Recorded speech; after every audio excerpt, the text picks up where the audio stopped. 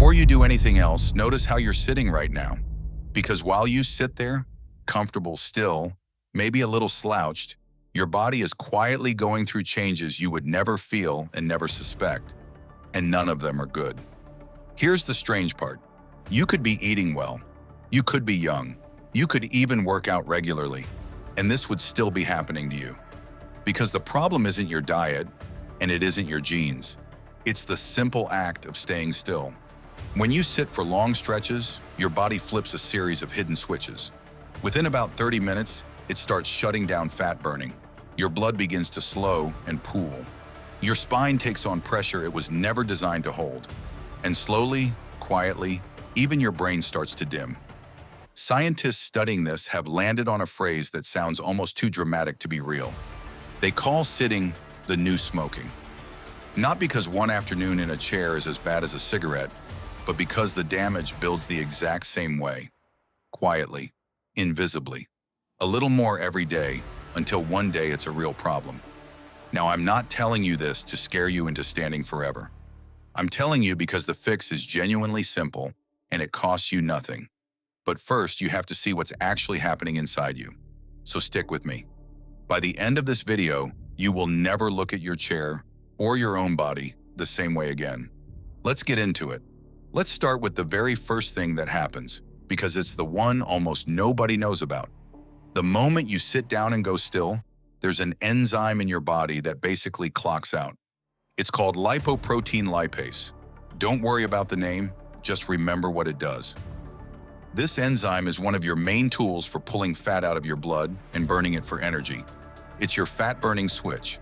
And when you sit, studies show its activity can crash by up to 90%. 90. Think about that for a second. Nearly your entire fat-burning system, powering down just because you stop moving. And here's what makes it so sneaky. You feel completely fine while it happens. You're at your desk, answering emails, getting things done.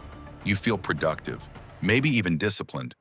But on the inside, your metabolism has quietly gone to sleep. And it doesn't take a marathon of sitting to trigger it. We're talking minutes.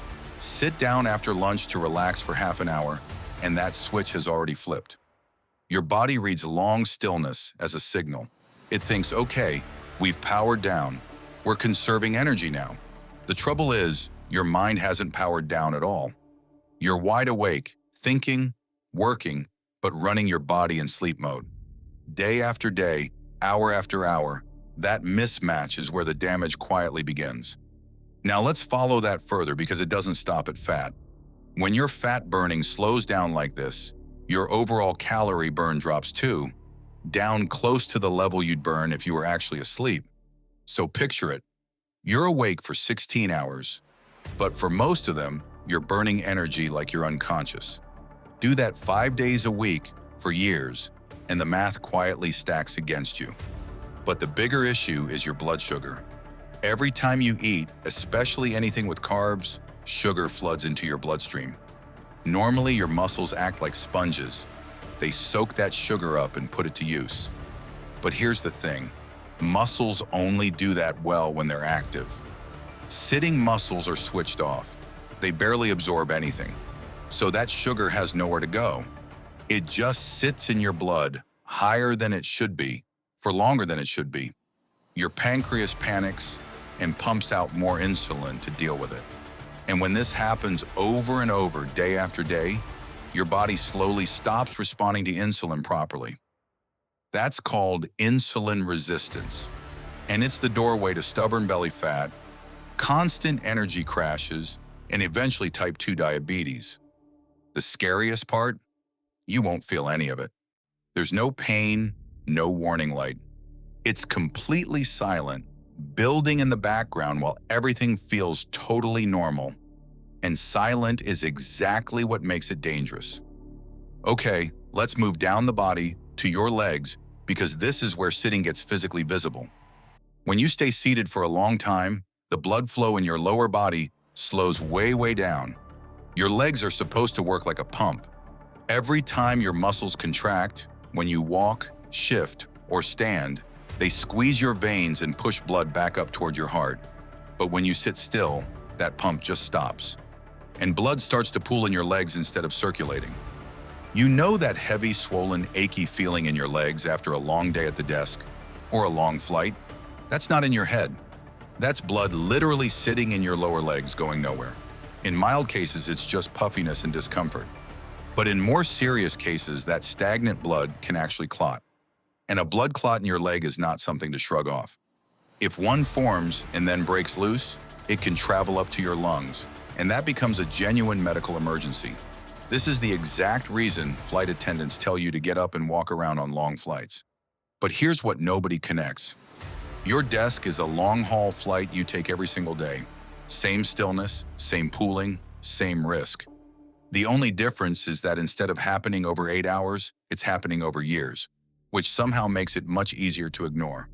And it's not just your veins that suffer. Your arteries take a hit too. Healthy arteries are flexible. They expand and relax as blood pushes through them, almost like they're breathing along with your pulse. That flexibility is a huge part of keeping your blood pressure healthy. But research has found that just 3 hours of continuous sitting can reduce that flexibility by up to 50%. Half in a single afternoon. When your arteries get stiff, your heart has to work harder to force the same amount of blood through them.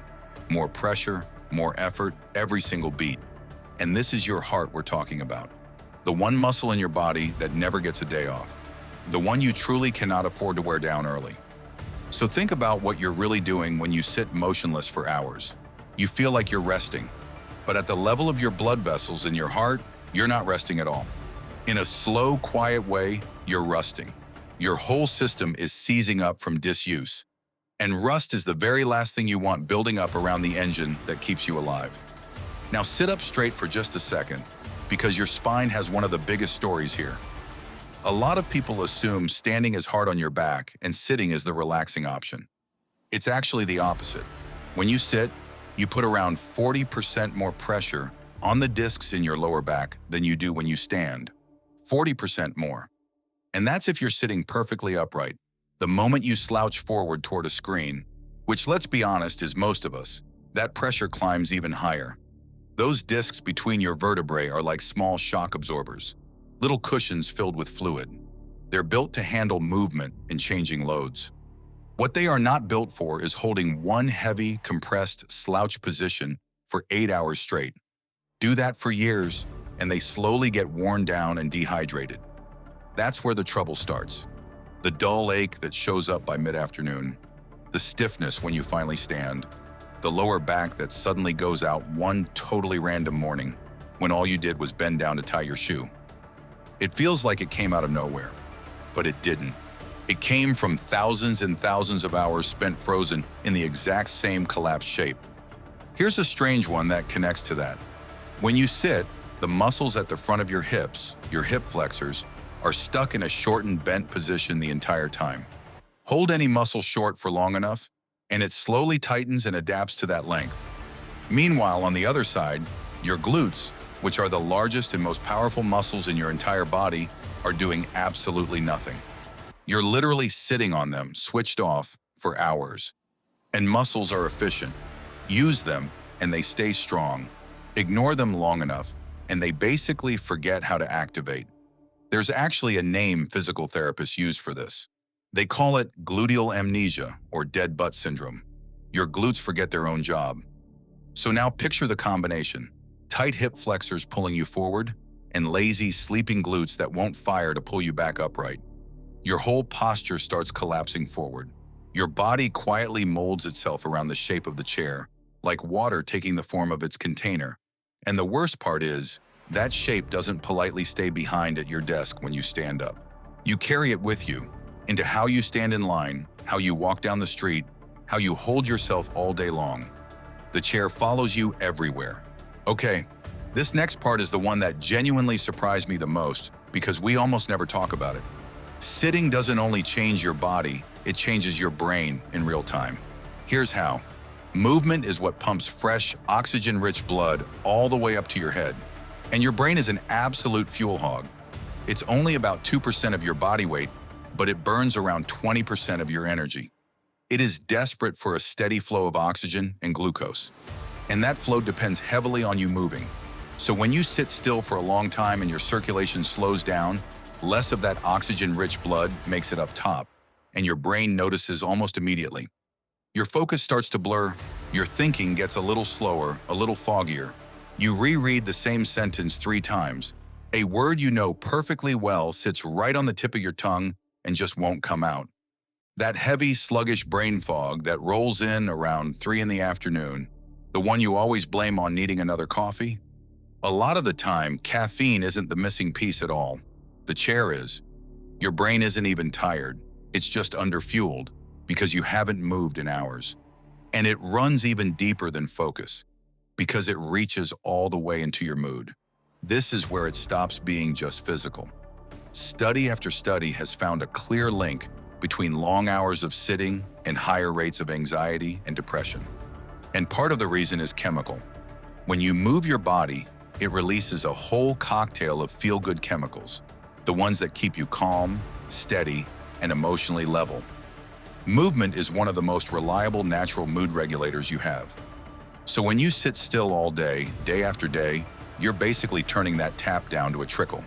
And you feel it, even if you can't name it. You feel a little flat, a little restless, a little low for no clear reason. You blame the weather or work or just being in a mood. But sometimes your nervous system is simply asking you to move, and you keep saying no. Your brain evolved over millions of years in bodies that walked, ran, hunted, and built things all day long. It expects movement. It runs best on movement. So when you deprive it of that day after day, it does the only thing it can. It slowly, quietly turns the lights down. Now, right about here, I know exactly what a lot of you are thinking, because I thought it too. Sure, but I work out. I hit the gym, so I'm covered, right? I really wish that were true. But here's the study that completely changed how I see this. Researchers took people who exercise for a solid hour every single day, genuinely active, committed people. And then they looked at what those same people did with the other 23 hours. And for a lot of them, the answer was sit. Sit for the commute. Sit at the desk all day.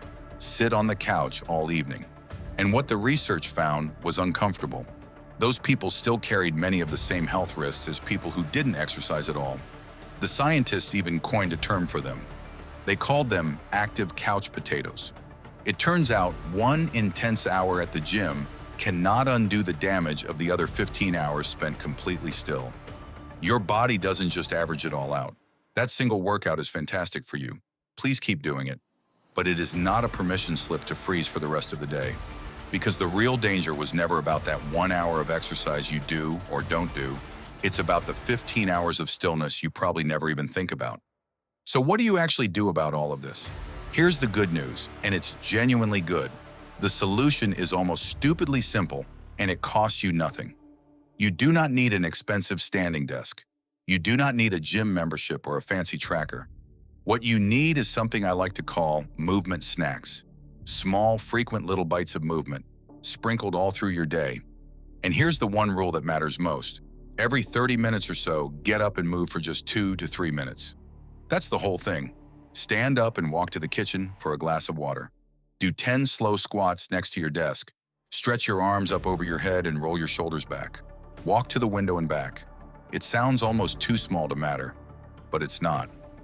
That tiny 2-minute break is enough to flip your fat-burning enzyme back on. It gets your blood moving and circulating again. It sends a fresh wave of oxygen up to your brain. You are literally resetting all of those hidden switches over and over before the damage ever gets a chance to settle in. You're not trying to sit perfectly. Nobody sits perfectly. You're just interrupting the stillness again and again all day long. Let me give you a few more that punch way above their weight. First, and this might be the single best one, take a short walk after every meal. Even 10 easy minutes has been shown to noticeably flatten the blood sugar spike we talked about earlier. It's one of the highest return health habits that exists, and almost nobody actually does it.